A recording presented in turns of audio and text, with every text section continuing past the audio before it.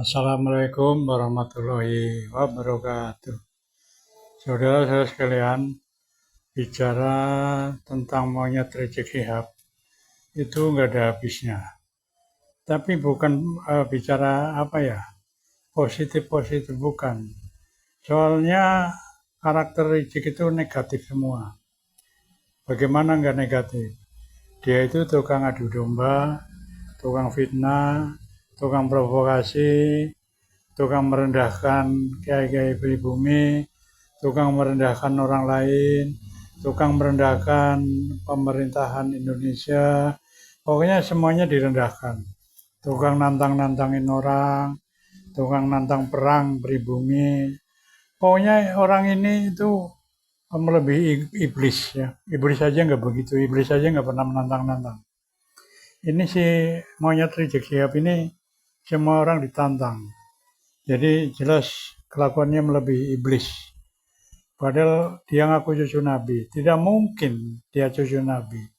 Kalau cucu Nabi kelakuannya, karakternya, moralnya nggak seperti itu. Setidaknya kalau cucu Nabi itu kalem, berilmu, ngalim, tidak banyak omong, tidak suka adu domba, tidak suka memfitnah, ya kan, tidak suka merendahkan orang lain. Itu paling tidak ciri-ciri cucu Nabi. Nah ini jauh sekali yang namanya monyet Rizik Syihab ini. Semuanya ditantangin. Kemarin aja barusan nantang perang ya pada grup-grup monyet, ormas monyet, jenderal monyet. Ini saya harap jenderal-jenderal ini bertindaklah. Jangan mau dilecehkan, jangan mau dihinakan. Bertindaklah. Tangkap itu. Benar Gus Dur. Gus Dur dulu pernah bilang, kalau Indonesia pengen aman, tangkap Rizik Syihab dan penjarakan. Itu pesan Gus Dur. Dan cobalah ditaati pesan Gus Dur itu. Ya, untuk itu ayo kita lihat video berikut ini. Kamu katanya di penjara menjadi geng, orang hebat di situ ya, disegani. Kalau menurut saya itu hanya bacot untuk kamu itu menakut-nakuti pribumi. Nggak ada yang takut. Saya tidak akan pernah takut. Orang aja, itu ada orang dari oknum habaib. Siapa? Saya sebuti ya, Bahar sama Rizik. Suka menghina orang, mencaci orang. Nggak ada ditangkap. Ya, kenal nggak? Ini dulu masih tetanggaan sama gue. Ini dulu tahun 90, ya. Nah, udah tua, ceking kayak begini dia sebelum dibengket kepalanya. Nggak saya tahu. Hah?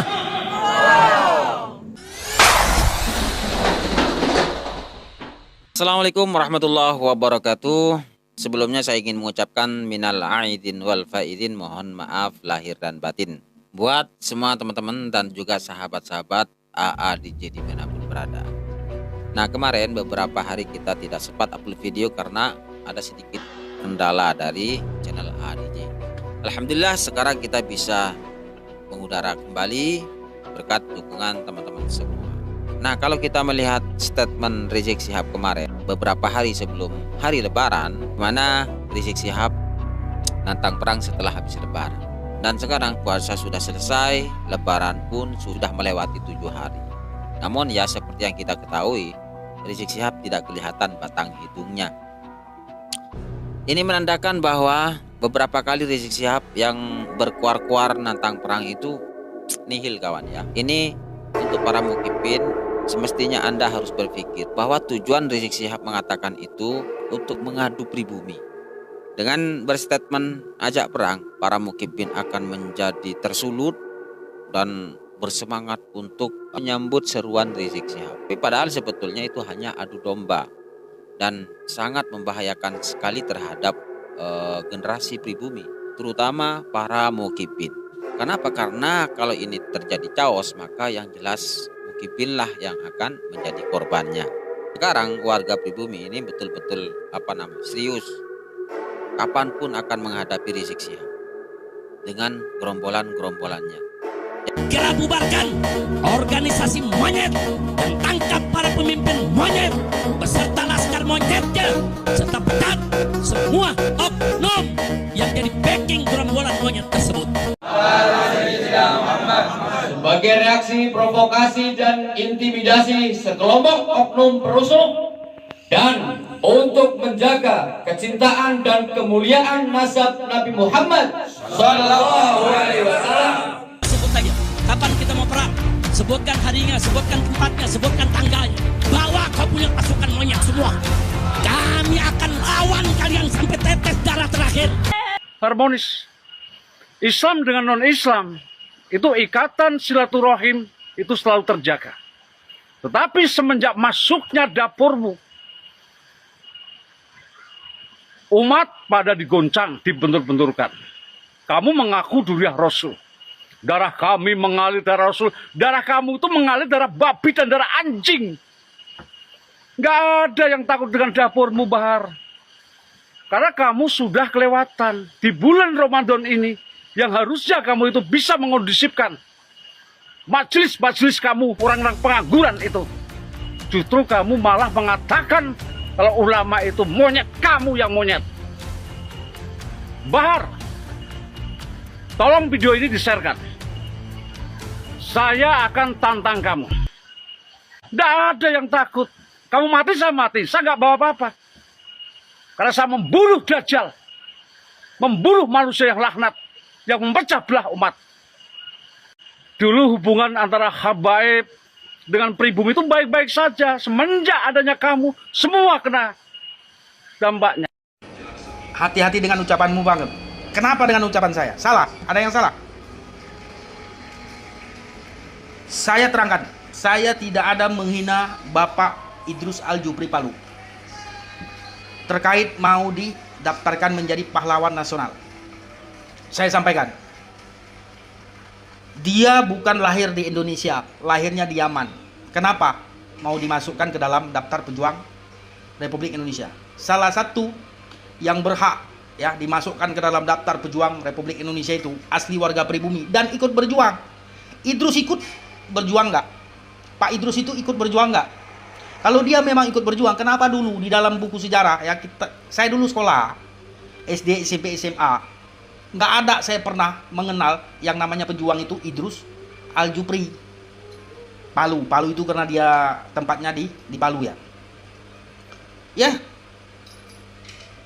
nggak pernah saya tahu. Kok sekarang ujuk-ujuk mau dimasukkan ke dalam daftar pejuang? Di mana? Akalnya di mana?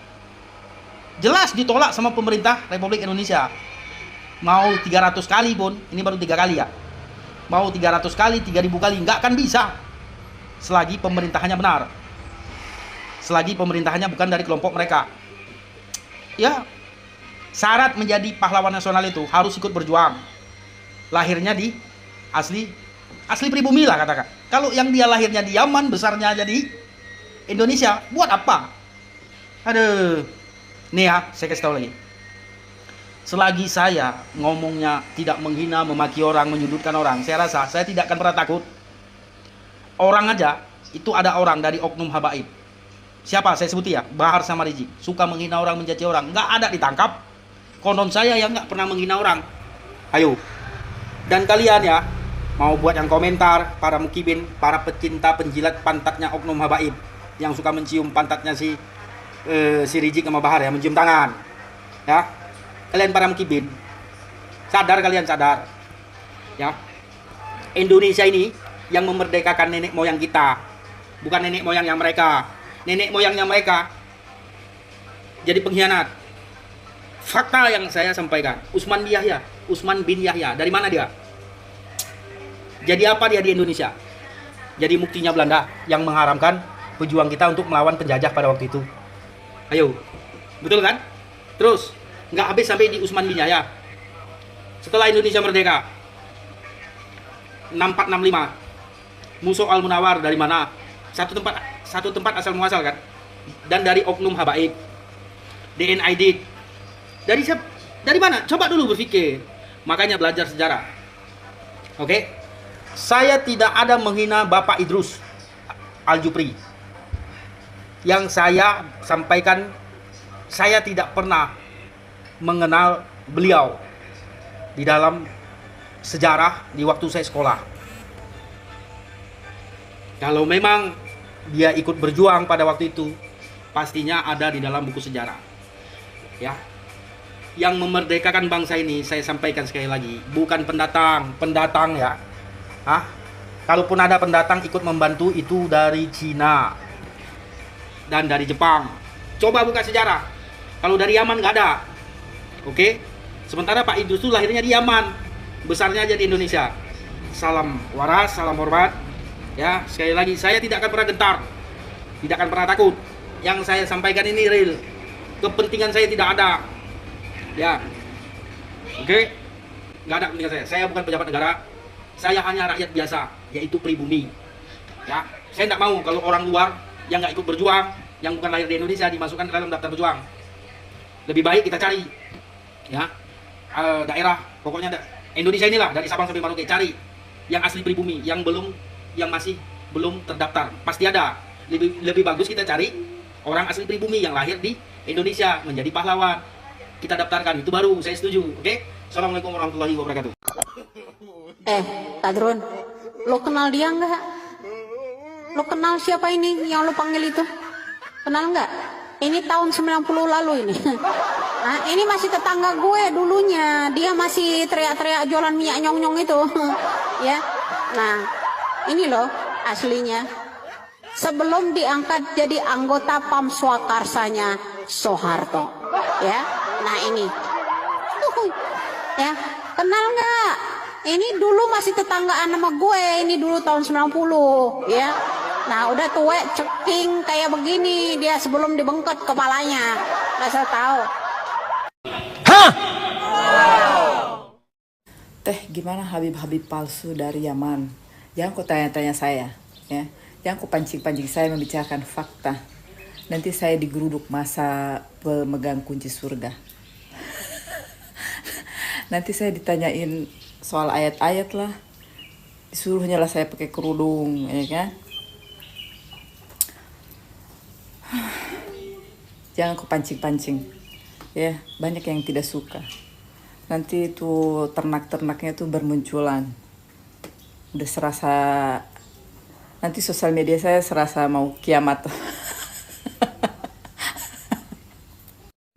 Ini satu lagi, sis katanya Gubernur Deddy Mulyadi membongkar bisnis Habib Yaman, benarkah katanya. Terus lu pikir gue tahu gitu? Terus kalian itu tanya segala macam sampai ke togel-togel pun tanya saya, emang kalian pikir saya ini apa? Emang Habib Yaman bisnis apa sih? Bisnis itu yang di puncak itu bukan sih? Yang apa, air liur, air ludah, atau air zam-zam jadi-jadian atau apa sih? Saya tidak tahu. Kalian itu jangan aneh-aneh deh. Tapi ya banyak yang komentar, nggak usah takut. Saya nggak takut pemirsa sama mereka.